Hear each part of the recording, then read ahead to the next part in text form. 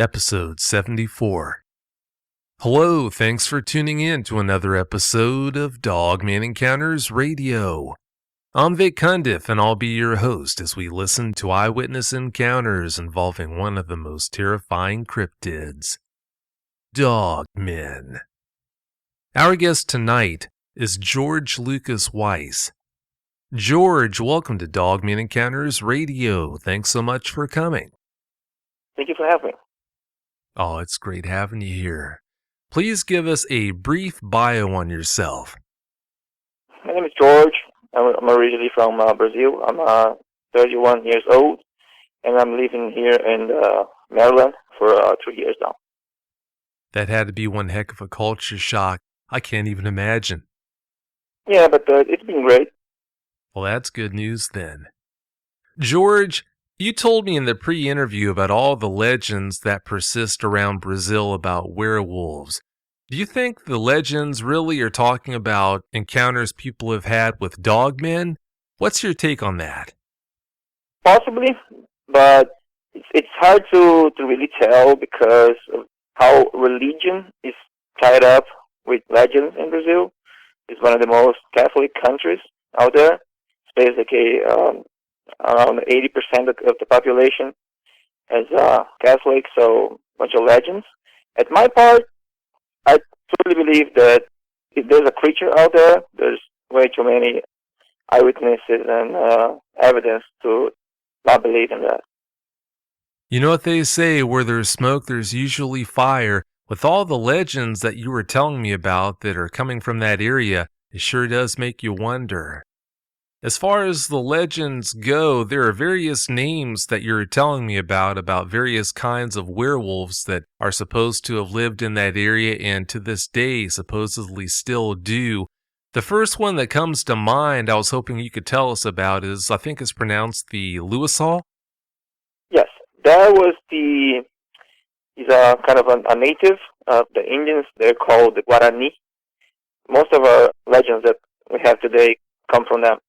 The native word that was lost with time, it is more of a wrong way to say the Spanish word for wolfman, which is lobisomem, or in Portuguese we say lobisomem.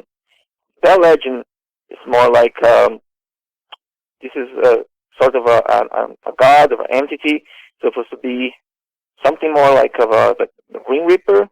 Is a creature that lives in cemeteries.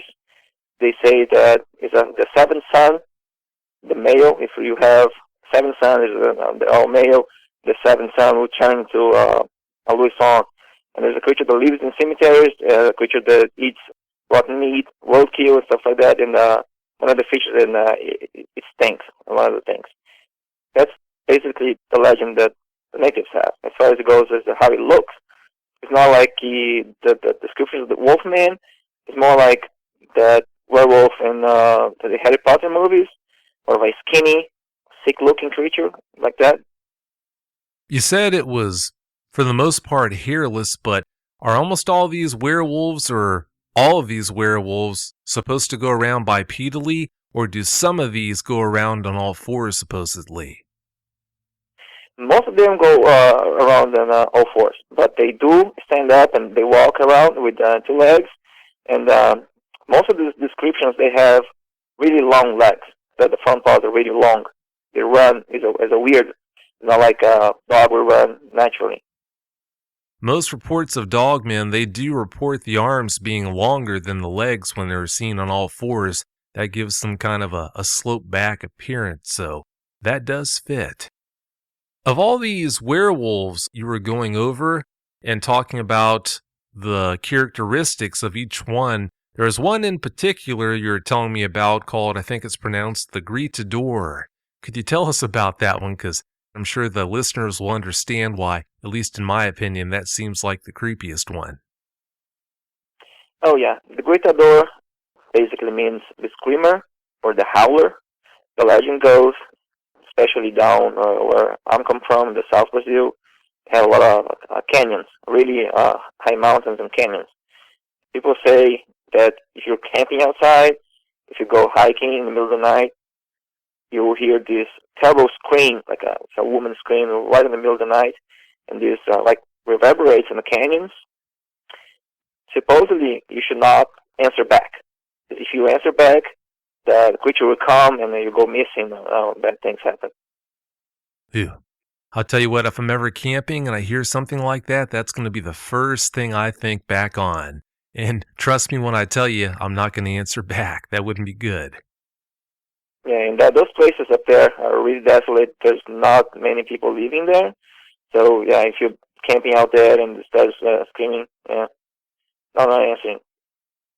As far as the Gritador goes, I definitely got the impression that it supposedly has different characteristics than the other types of alleged werewolves that you mentioned. As far as other werewolf legends, like I think you said it's pronounced the Sado, do they have different characteristics? What's the story on them? One of the legends we have, the werewolf, is that, like I said, the Luisão is more the indigenous part, but that part of the sons persists in most of our legends. So it says that the seventh son of a family, the 7 men, will turn into a werewolf. And when it turns, it's interesting that it's not really on the full moon. It's more like on a new moon, they say. And the person has to run either 7 churches in the city, or run around the city on the 7 corners, or run through 7 cemeteries, graveyards in the city. And that's called a fado, which means in English more like a burden. It's like a cursed person, in air quotes, have to perform every night as she transforms. And it's always like a pack of dogs running around it, because it says that dogs really don't like this creature. It'd be easy to pass all these legends off as being tall tales, but considering the fact that you had your own encounter, when you think about the details of that encounter, sure makes it pretty hard to think of it that way.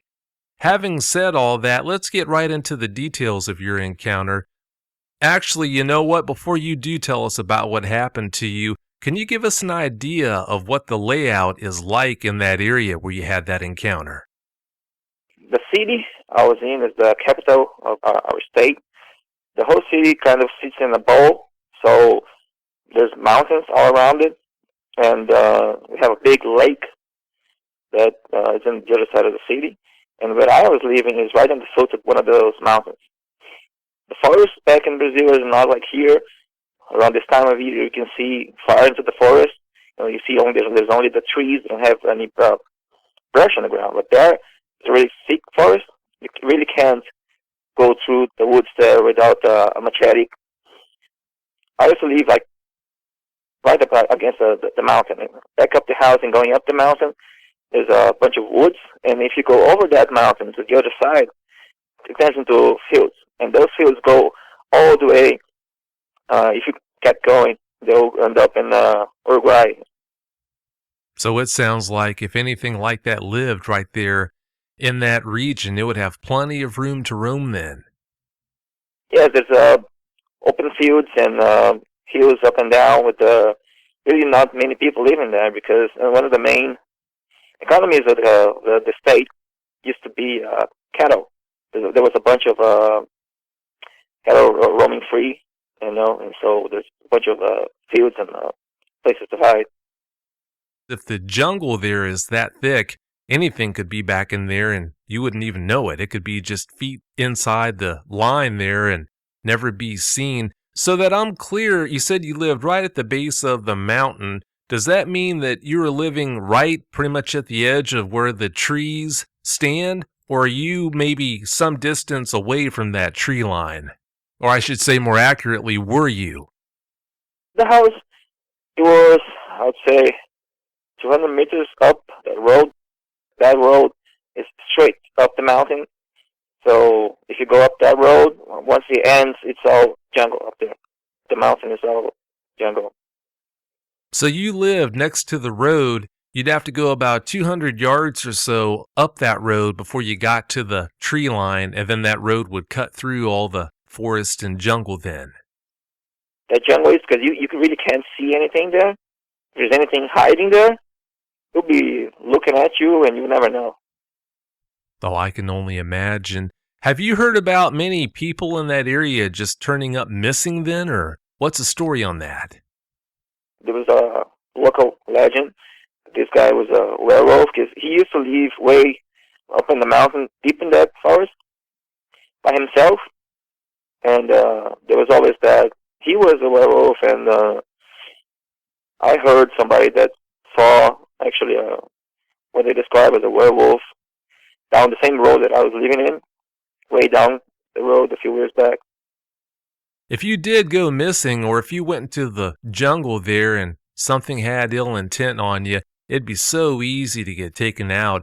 Well, let's get into the details of this encounter you had, George. Please give us every last detail about it that comes to mind. All right. So this was beginning of winter, so it was June or July back in Brazil. And our property there, we had my house. There was a small path down, and there's my grandfather's house. The whole family had houses on the property, and the whole property was around, I don't know, 3 or 4 football fields. If you go all the way down there, there was a street, and there's the other street going right in front of my house. They two meet all the way down there. This was around 3 a.m. It was just me and my brother at home. My mom had gone down to take care of my grandmother. She was sick. My brother was sleeping in his room, which is in the back of the house. I was in the living room watching movies, and I heard all the way down there in the village, the dogs went crazy. I didn't think much of it because there's a lot of stray dogs out there. Sometimes when the female is not ready to reproduce, she goes around and there's like 20 dogs just following her everywhere, barking and everything. But you could clearly hear that the sound was coming my direction, like there was something walking in the street, and the dog, as it passed in front of the houses, the dogs were trying to attack it. So a few minutes later, I heard somebody walking in the path between the both houses, and at first I thought it was someone that was trying to break into the house. That was unfortunately wasn't that difficult to happen. And my first reaction was stop and listen, because it was bipedal. It was somebody walking in 2 feet.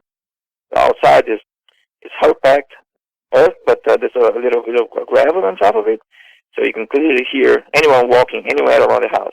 So I could hear those steps coming up the path, and the side of the house, and stopping right in front of the door. Because our house, there was 2 doors. There was a door in the living room, and I was sitting facing the door, and then looking to my right, there was the kitchen door. The house was set on the slope, so the right side of the house, where the kitchen is, and the living room, where the bedroom where my brother was living, stood high up on the ground. Like my brother's bedroom window, it was much higher than me. I'm 6'2", and the kitchen door was high on the ground too. So if I'm standing outside down there, the kitchen door, the bottom of the kitchen door is the same height as my head. So we have a little land right outside the kitchen door, and a few steps going down. So what I thought was a person at the time stopped right in front of the door. I was paying attention already because of that, but all of a sudden, there was this growl outside the door, and it was loud. I was looking to YouTube, trying to find anything that come close, and as much as I can explain, it sounded like a wolf, angry wolf. It didn't bark anything. I can say it wasn't no dog, because the sound was coming from the height of the door. I could tell the sound was coming higher from the ground. Like it had to be taller than me. The sound was coming like in the middle of the door, so I'm 6'2". That thing had to be 7 foot at least. And the ground was deep. Because like I said, it sounded like a wolf mixed with the deep growl of a lion right in the back of the throat. And it didn't bark once. It was just doing like a wolf does, like, and he woke up my brother. He was sleeping in the back room, and he woke up with that. And at that time, I was standing up in the living room, and I don't know what thing is. I had no idea what it was. I was 100% sure that wasn't a dog. It was just standing there. It kept growling and kept growling. And at one point, I could tell he turned the head towards the door because of the way the sound was coming. It get loud. I'm sure they was looking to a door. The door at the time was just a thin metal door. If that thing wanted to go in, he could have ripped the door like paper to go in. At this point, I had a knife with me in the living room. I don't remember why I didn't have a knife, but at this point, I have a knife in my hand, and I'm just standing there, sweating. I could have gone to the bathroom window and look outside to see what it was, but I think at the time I was too scared to move and go check what it was, because the house, it's around 7 meters the width. So I was in the living room one side, and the kitchen door is on the other side. So this thing was around, I don't know, 8.5, 9 meters away from me, outside. At this point, there was no dogs barking. It was quiet. There was only the sound of this thing. That took like a minute, just growling loud and deep. All of a sudden, you can hear stepping outside. I heard somebody explaining, like when a person walks, you can hear the heel, and then the whole foot goes down like. And this was not. It was just like one, like a paw stepping on the ground. And I'm sure this thing was heavy, and it sounds like somebody with boots was just stomping on the floor. After those moments, the thing just took off running, and it ran down the rest of the path and outside in that road that goes right in front of my house, and went down to meet with the other road that was coming before, and all the dogs started to barking again in that direction where the thing was going down. So I could hear dogs barking as the thing went all the way down that street until all the way there's a main road up there. And I went to my father's bedroom, and he was stiff in bed. He was awake. I asked him, "Did you hear that?" He said, "Yeah, that woke me up." But the growl was so loud, it woke him up in his bedroom, which is in the back of the house. That was that. Ew. Let me guess, you didn't get any sleep that night.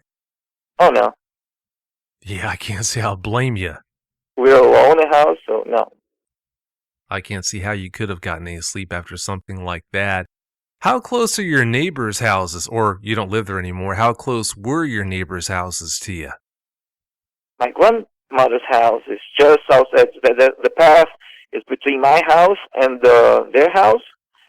So the path from what I was, like I said, the thing must have been like 9 meters away from me. The other house, it's down like 50 meters down between one house and the other. So there's a good path between them two. So it sounds like the neighbors' houses weren't exactly right up against yours, but they weren't all that far away. No, there's a good path between them. If they were still that close, the next day, did you ever find out if any of those neighbors heard that growl that night? Not really, because they lived in the house was kind of divided in two, and they lived in the other side of the house, and there was no one up there in that part of the house. But I did went outside the other day to check for prints, but like I said, it's hard packed dirt, so you really couldn't see anything unless it was raining or something.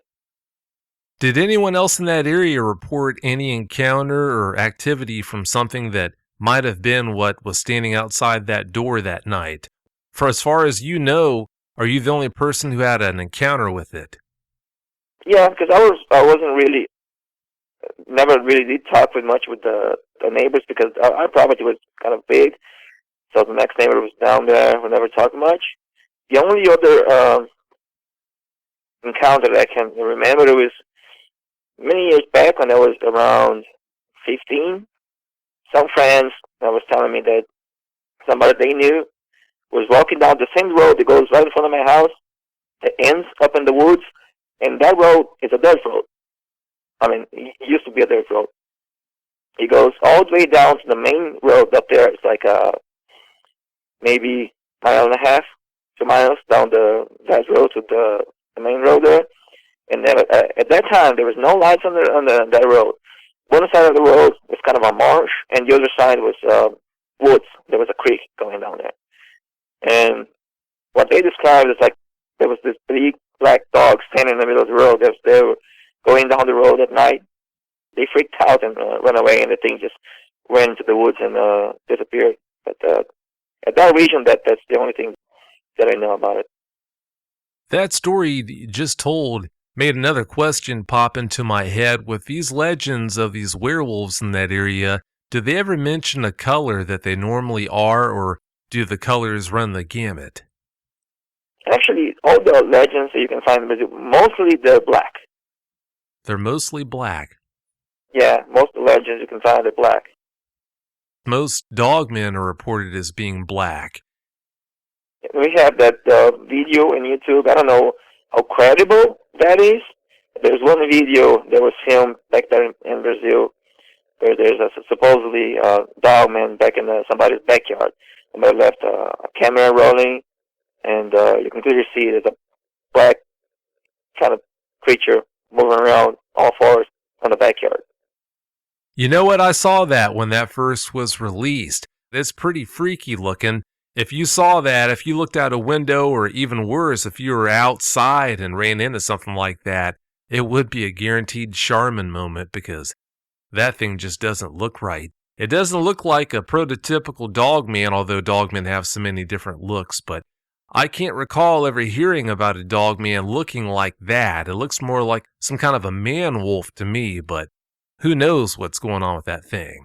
If you haven't checked it out, I'll see if I can't dig up a link to that video and post it on YouTube. I can't guarantee that I'll find a link to it, so no promises on that. Before this encounter happened to you, George, what was your take on all these legends? Did you look at them as being made up, or did you look at them as maybe having some truth to them? I can say there was half skeptical, because I always believed in Bigfoot. I know that there's many things out there that we don't know about it. With so many witnesses and a bunch of footprints and stuff like that they have, and many of those people that come forth and tell their story, they have nothing to gain. There's people that will end up being ridiculed because of that. So, I don't see what the reason for somebody to do that. So there's got to be some truth to that. Well, that goes back to the whole where there's smoke, there's normally fire idea. Something that you told me about in the pre-interview that kind of caught me by surprise is the fact that you said over there news stations cover alleged werewolf attacks with a uncommon regularity. What can you tell us about that? This is more in the North Brazil. There's many small cities. We don't have that many big cities up there, small rural communities, and almost all those communities have small TV stations, radio stations. It's fairly common to come across, especially on YouTube, if you're looking for werewolves in Brazil or something like that, you come across videos of they go into people's houses. There's one that I can recall right now. There was this werewolf or a dogman running around the city for a couple of nights. And people were actually freaking out. They went to the TV. They went out for it was actually a witch hunt out there. The people were just with flashlights and things like that running around at night trying to find this thing. And a bunch of stories like that. People walking around at night and just this thing just run by across the street, this black thing. The TV stations that they do report, radio stations, TV stations. About 2-3 months ago, there was this long-legged looking werewolf subject that was on a YouTube video. It was all over the place. It was all over Facebook. Is that the supposed werewolf that was running around in the town at night that you were just talking about? The one that I was talking about just a few weeks ago, I know what you're talking about. I saw that picture. The problem with that is that every time that they would show up in Facebook or somebody would post it, he was supposed to be in a different city. But it was reported in a TV show, in the news, that there was somebody, I think, was in their window, and they heard a noise of the dogs barking, and then they took a picture of that. It's like a cream color werewolf creature walking around in two legs, a tail, right in front of a post lamp in the street. The first time I saw that, I had a good stare. I wasn't sure what in the world to make of it. It sure doesn't look like any Dogman I've ever seen. I guess who knows, really? Yeah, that looks like the, like I said, the only big canid that we have in Brazil, the main wolf, which is actually not a wolf at all. It's more related to, I think, foxes or something like that. And they just have that color, and it has really long legs. The creature is it's kind of weird creature, but it's the only big canid that we have back in Brazil. You described it to me in the pre-interview. You said that it had really long legs, almost like a deer, if I remember correctly. Yeah, I was watching a video, and the lady was describing this thing to have a head of a fox and the legs of a deer and kind of a body of a wolf. It's got a. It is called the maned wolf because he got like a mane. It runs across its back and connects to this bushy tail in the back. It's always cream colored, and the paws are black. Doesn't sound like anything I'd want to run into out in the bush, but I guess once I have a look at it, I'll have a better idea on that. In the pre-interview, George, you were telling me about how your grandmother and a friend's grandfather would tell you about werewolves, stories about them. Can you share any of those stories with us? My grandma, she was part native, so she used to make natural medicine for people and things like that. She was there's people go to there for that, and she had a bunch of supernatural stories, ghosts and stuff like that. And one of my favorites always was this about werewolf that she encountered. When she was a young girl, she used to live and work in this family's house. As she was telling me, the man in the house had a really weird behavior. Full moon night or something like that, he would just go out and didn't come back until morning or something like that. And she was aware of the legend, and she was concerned. So one night, it was full moon, the guy went out, and she was cooking. And the house was made of, it's all planks of wood, so it had this big gaps between the wood, so you could see outside. And she was cooking there, and she heard the dogs barking and things like that, and she heard the howl outside. So she picked through the woods in the house, and she saw a red eye looking at her. Well, she said she poked it with whatever she had in her hand, and she poked it in the eye, and this thing went crazy and then ran, and the dog was just running after it. And after that day, she packed up her stuff, and she left the house. Yeah, I can't say I'll blame her for leaving the house when you see something like that. Yeah, and my friend's grandfather, she was telling me this, that he had a twin brother, and they were about, I think, 22 years old, so it was quite some time ago. And they used to live on, again, a rural community, and they went to a party at night, and they had horses. So they had to go over this bridge. So when they went, everything was fine. They went, and there was late at night. They were coming back. As they go and get close to the bridge, the horses just stop, and they don't want to go over the bridge. No way. So they jump out of the horses and try to pull the horses to go through over the bridge. And the horses just took off. They didn't want to go over the bridge. No way. So they had nothing to do. They had to walk home. As they trying to cross the bridge, this huge black dog with red eyes just walked from under the bridge in front of them. And I don't think he saw them, but he went down the path, and they kind of followed for a bit. And then when he turned around, they saw the red eyes. They ran. And I think she was telling me that this happened more than once in that spot, that bridge. Another thing that my grandmother used to say is where she lived in a mountain. There was this road that goes through this small neighborhood down there up the mountain.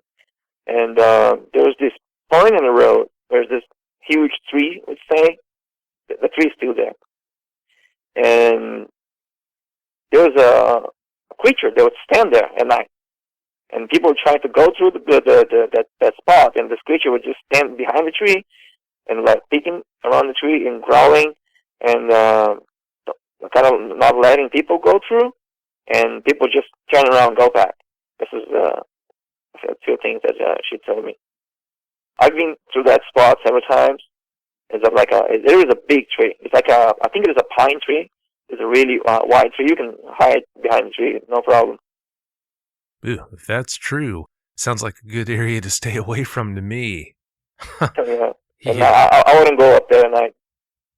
Yeah, that wouldn't be a good place to hang out, that's for sure. From your area, the Mapinguari, I think it's pronounced, is that supposed to be a Dogman, or if not, what's it supposed to be? That is another legend from the Guarani Indians. That's actually way up there in the Amazon forest. Most of the legends and creatures of the natives is nature spirit. It's supposed to be a big hairy man, much more like the Bigfoot type creature. It's like really much taller than the man. It's really strong, and it got no neck on it. It supposedly has its mouth on its chest. And the most impressive thing about it is the smell. It said there's things you can smell that thing in the forest when it's coming from very far away. If it's supposedly got a mouth on its chest, that's a pretty tall order there, but oh well. Well, it's about time to wrap the show up, George. Do you have any closing comments you'd like to share? Yeah, if you have any encounters with the Dogman, Rick's here, you can talk to him. Don't go look into these things. I haven't seen it. I just heard it.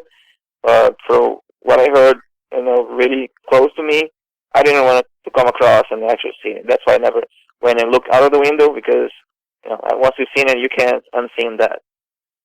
Isn't that the truth? I know you were curious that night, but I'm so glad fear kept you from looking out that window. If you would have looked out that window and seen one of these things, I'm sure your life would be a lot different now than it currently is, so thank goodness for that. Thanks again so much for coming on the show tonight, George. I really do appreciate it. My pleasure. Have yourself a good night. You too. Thank you. Bye. Bye. If you've had a Dogman encounter and you'd like to speak with me about it, whether in private or on the show, you can reach me at contact@dogmanencounters.com. I'd love to hear from you.